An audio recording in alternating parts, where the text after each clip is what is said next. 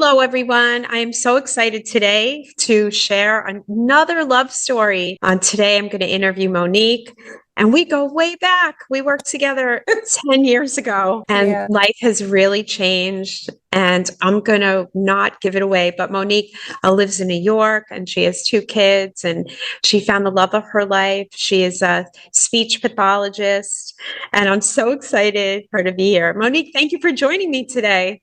Oh, I'm so excited to be here and also to share, everything that I've learned and where I've, come to be. Absolutely. Monique is a classic, really smart, high achiever, but Thank there was you. one area that was challenging. So Monique, let's Absolutely. let's go back to the beginning. What was your love life like way back when we first came together? So I had been in a relationship with one person who was like my first for most things. And I was also like, what they call a late bloomer. I didn't really start dating until my 20s. So he was not the ideal guy for me. Controlling, possessive. He was not ambitious, which is my typical characteristic I like. And he had children with no good relationships, just all the negative things. But I thought that I could save him. So every time, It's so that I, way. cause, yep, because I saw all the potential. He was smart. He was very talented in different ways. And I knew that if he had just fixed the negative parts of him, everything would be great. But on the other side of that, I knew I didn't really approve of who he was, but I was just kind of like, maybe I had low confidence myself because I was afraid of cutting it off because he was always there to give me that some confidence that I needed. And I was just kind of attached to some of the things that I was getting from him that I don't think I needed. Right. So that was my love life. And then, after I did try to break away from him, I did do a lot of online dating and just kept running into the same kind of characteristics. So either people who were not ready to be committed, or people who just weren't really what I wanted. I wasn't attracted, and yeah, and just reminded me of that person. So Right. Because we do get into patterns. yeah, We get into yep, patterns, we attract what we don't want, then we want to fix it. We don't know why we can't get out. right, So that's a big right. problem with every high achiever that I work with. So what happened that had you decide, I need a plan. I need a new So I, way. I hit I had hit a very low point. So this was like my second chance, so to speak, at life. I had just graduated with my master's. I got a new position, a new career that I was excited about. I was in a brand new apartment in the city, and that was everything. All that was great.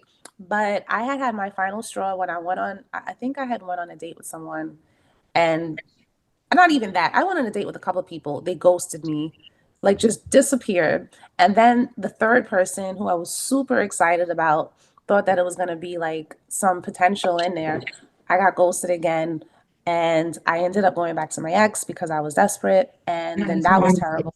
Right. So that whole cycle was just bad because I was feeling so down, no confidence. And I said, I know this isn't me and a man shouldn't define me, but I'm feeling really like I need help. And I called a friend, and she said, listen, you are amazing, you're wonderful, but I don't think you see it. And I started this program, and it's kind of like a program where you do the work, where you date yourself. And I love that term. I was like, date yourself.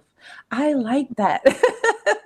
I was like, oh, tell me more. So I was like, you know what? I'm willing to try. I'm willing to just see what it's about. She said it really helped herself. Um, it helped her with not even just her relationships, it just helped her with her relationship with herself.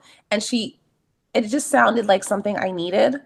And it also resonated with me at the time. I was like, why not? I'm single, I have the time, I got the degree out the way. What better to do than to work on myself? And so that's when I joined like one of your open calls. And it was like Yes. magic the way you talk to these people. I was like, ooh, me next. Fix me. Oh my gosh, that's So yeah, amazing. Yeah, what the narrative you're talking about is very it's just what we struggle with. But I love that you were someone that raised your hands and said, now's my time to figure this yeah. out. Yeah, I I was get it. just so tired of dating the same kind of person. Like, there's something that you said in one of those first calls that there's something in us, especially in insecurity, that attracts us to the same type of people. So I knew that I had to work on what I didn't even know what they were at the time, but I Right. said I know I had to work on this to break the cycle of this bad dating that I was doing. So that clicked. I love that. And then fast forward, so we worked together. And do you remember some of your big ahas or breakthroughs that Hmm. helped you to open yourself up to breaking the I tell you, cycle?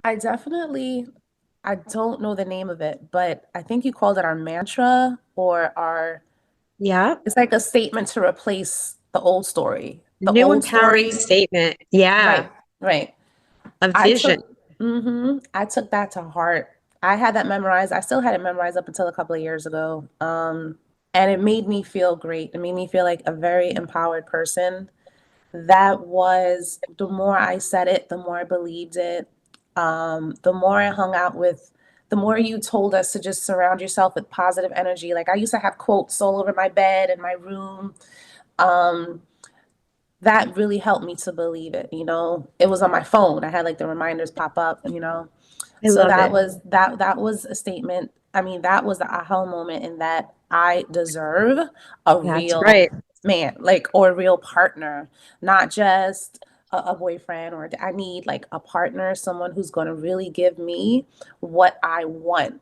Not just what, actually not what I want, but what I need and what I had in my empowering statement.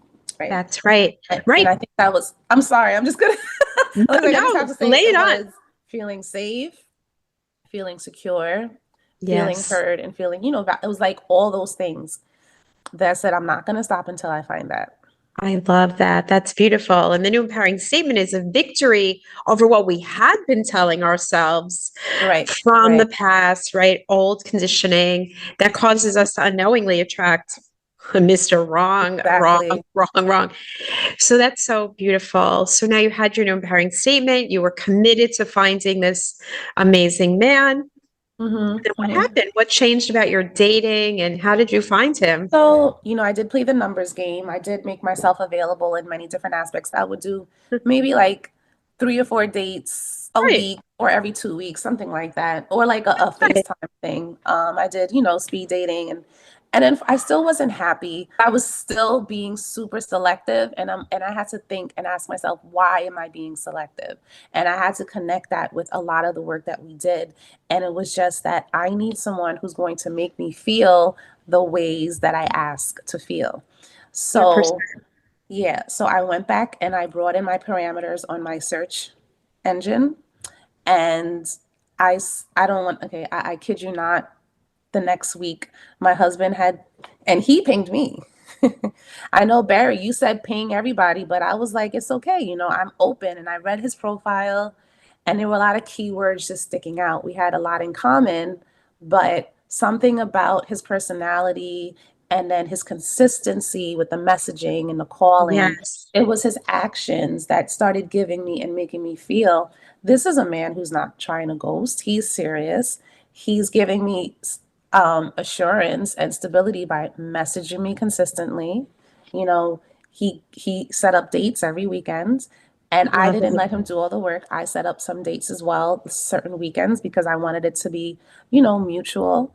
Um, and then he followed through. He followed through on a lot of things he said he wanted to deliver. And the more that I got to know him, um, I realized that he was serious. And I said, I've never seen this before. Right. Right? Exactly. He's Right. serious about me, and I know it. I feel it in my bones. And if I didn't have clarity, I ask, because you said if you ask and they want you, they'll give you an answer. So I asked, Totally. and he gave me a straight answer. I mean, honestly, like, we were moving along, and I'm like, are we boyfriend, girlfriend? And I was like, should I ask? So I said, hey, are we exclusive? He's like, yeah, as far as I know, we are. And it's so simple to him, but in my head, I'm pondering. So the Right. more it was easy to ask him these questions, like I knew I kept feeling safer with him because I knew that I could ask him. And all of the things that I said in my empowering statement started to come, into fruition. Um, and that's how I knew that, I mean, other than what I was receiving, but the consistency, it's just I knew that he was the one that I needed. So I love it. How will you know it will flow? That's what we always say. when I said I broadened my parameters, I broadened it to what was not like the things that were not so important. I'm like, that's okay. I could be a little, slick on this. But if something else was super important, like maybe the industry or the type of job, whatever, I'm like, no, I want someone who's here. And then I got like I even say he exceeded what I asked for. He's like more than what I asked for. So that's the great part about it. So yeah. So it's a testament, Monique, to how you expanded your ability to receive Mm-hmm. and your clarity. Yep. That's so amazing. And it really speaks to how a conscious relationship is enduring. Mm-hmm. And so now let's fast forward. So tell us about the gifts and the bounty in your life and your baby and what life Yeah. is like now.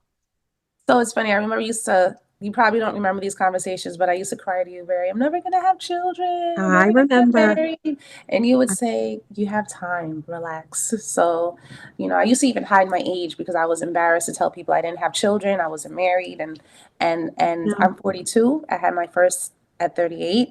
I had my second at 41. I'm busy. you I'm are. really giving up. I know that they're a blessing and I lose sleep and I lose a lot of stuff over my babies, but I'm just really fortunate that we were able to get here because before Barry, I didn't think this would be possible. I didn't think that I would get married or find an amazing man or have a family or move into a home. And Yes. here we are, less than 5 years later. I have met, my soulmate.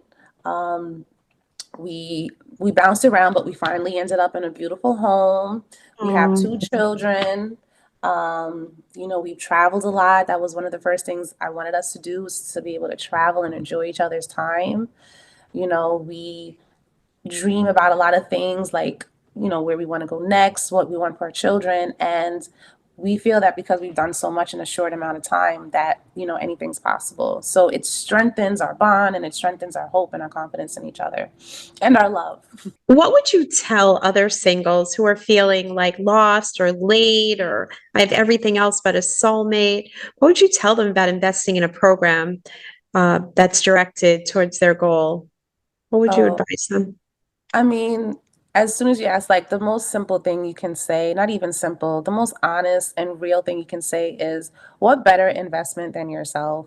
I know it sounds cliche, but it makes so much sense. Invest in a home or invest in a car, this or that. But if you invest in yourself, you reap the rewards so many times over.